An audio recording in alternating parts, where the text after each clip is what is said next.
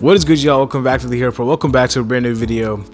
And guys, the game is not even ended yet, and I'm making this video. You know what that means. We're getting blown out. We're getting absolutely blown out. And we are down currently, as I'm recording this video, 120 to 95. I turned off the game.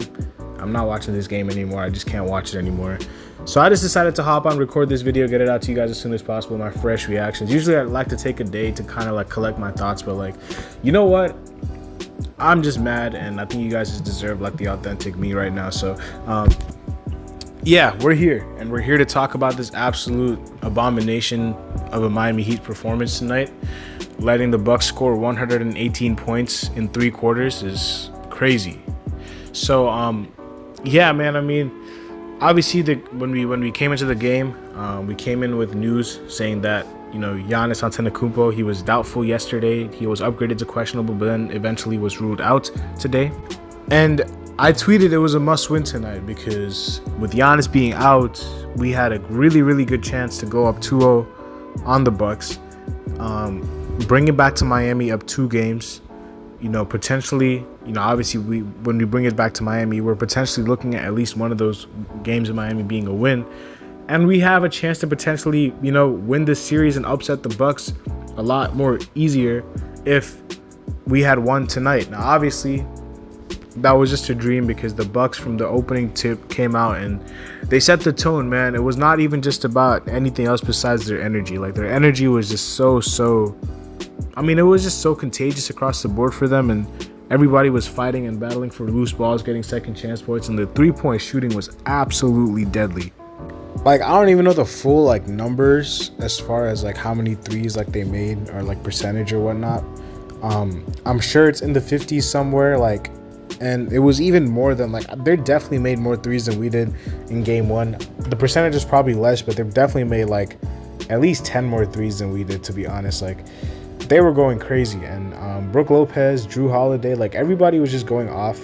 Now, obviously, you know, coming into this game, we were gonna have to stop the others. You know, with Giannis being out, I did mention how the game plan is. It was a little bit harder to stop the Bucks without Giannis because anybody can really go off. And you know, Lopez had a throwback game. Middleton didn't do much. He did catch fire for a couple of threes, but he didn't do much overall. Connaughton came in and hit a couple of shots. Grayson Allen hit shots. Joe Ingles hit a lot of shots. Drew Holiday was going crazy. Like, everybody for the Bucks, like they had, I'm pretty sure they had like 6, 7, 8 players in double figures. Like, they were just going crazy, and they definitely had Lopez and Holiday definitely scored 20. There are a couple of things that I am frustrated and concerned about, though. Number one, I did wonder if the shooting was going to sustain. Now, obviously, I think we did put up enough points on the board to win this game. You know, currently, as I'm looking right now, we have 108 with 4 minutes and a half remaining in the game. So I think that's very respectable for like points in this game. You know, our shooting splits were not terrible at all. You know, we shot 51% from the field. We're shooting 41% from 3. Now, I don't think it's anything about our offense. I think it's the defense, and I think it's the effort that's really, you know, that really hurt this team tonight. Now, we were just very small to start the game, and obviously with Giannis being out there, since when he's out there, you can kind of put Bam on him and have Strus on Lopez because Lopez has to clear out, you know, because Giannis needs all that space to drive to the rim. But without Giannis, with Bobby Portis and Brook Lopez, both of them can kind of function in and out both because they can both shoot and they can both hurt you inside. So whoever was inside at the time was kind of just bullying Strus, and Strus was getting, you know, absolutely like bullied in the paint. And then the low man was always a small because Bam was on the perimeter, switched onto the perimeter, and then Jimmy was also switched onto the perimeter. So every time there was a rotating man, it was always a guard like Gabe Vincent or Duncan Robinson. So the defense from the jump was not great. And on top of that, the matchups were not great either. Now, I don't know why Gabe Vincent was guarding Chris Middleton. I really don't know what that was about. He's 6'1". Jimmy was on Holiday. I think that should be switched immediately. I don't really know what Spo's doing there. I did say starting Robinson was very risky defensively. That's why I did not like it. I preferred starting Caleb Martin at the 4 and having a little bit more size. I think if we did start Caleb Martin, our defense would have been a lot better. Starting Duncan really limited us because defensively he was just so bad. His rotations were off. He was fouling 3-point shooters, getting into foul trouble. Like, nothing about Duncan's performance was good defensively or offensively. He was missing a lot of shots. So yeah, the matchups were not great. I don't really know, like I said, why Gabe Vincent was on Chris Middleton and why Jimmy Butler was on Drew Holiday. Now, obviously, Drew did more damage, but when you have a 6'8" player in Chris Middleton going up against a 6'1" Gabe Vincent, I mean, it's gonna be like, he's gonna get to his spot every single time. Like, I don't really understand what Spo is thinking with that matchup. I don't know if he thinks that Drew Holiday is a bigger threat. Even if he is, you kind of just you can't put a small guard on Chris Middleton and expect Chris Middleton not to get to his spots and be efficient, which is what he was.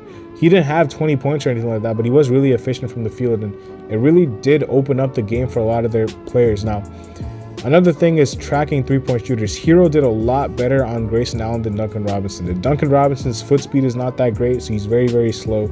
So when you have somebody chasing around a shooter, they have to also be fast and quick themselves, and Duncan was getting caught in screens. He was getting caught left, right, in no man's land, and he was never in the right spot defensively, and Grayson Allen was getting free every single time. And then off the bench, when they brought in guys like Connaughton, Ingles,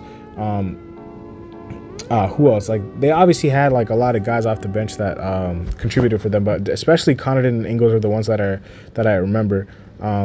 Those two went off as well, like, because, you know, whoever was, you know, for the Heat, like, we were just not tracking the three-point shooters. We were not ball pressuring them. We were not, you know, making them uncomfortable. We were kind of just letting them roam around free and get to their spots easily. And, you know, once they start knocking a few down, like, the contested ones start going in as well. So, and when the contested ones start going in, you kind of have no chance, because, you know, first the open ones went, and then now the contested ones are going in. Like, then you kind of just have to pray to God that they're missing, because, like, at this point, it's just not pretty. It's just not pretty at all. So, I mean, yeah, man, I mean, the bench did give us a lift at the beginning. Caleb, Oladipo, they both had good games. You know, tonight, I think Caleb was pretty good. Oladipo gave us a lift.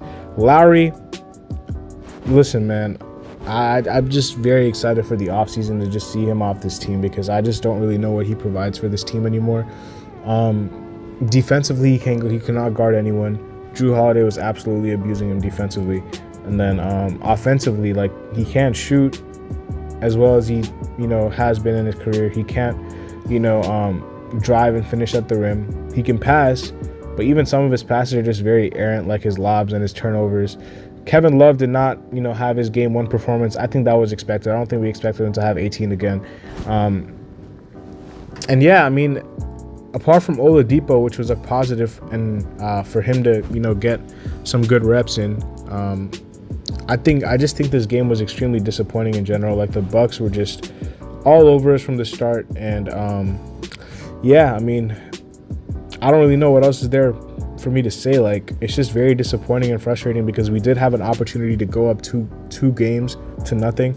Now, people will say we did steal one on the road, and that is a positive sign, but as an 8 seed, if you have a chance to beat, like, the best team in the NBA statistically and record-wise without their best player at home, you should be smelling blood in the water. You should be going there and taking care of business.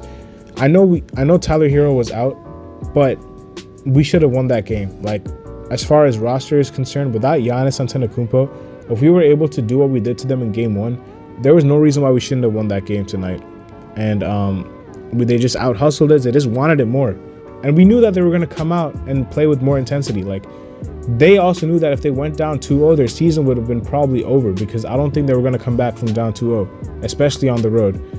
So they played like it was their last game, and we didn't. We didn't match that. We played lackadaisical. We played lax. We kind of just like went through the motions, and you can't go through the motions and win a game, especially if you're playing a number 1 seeded team.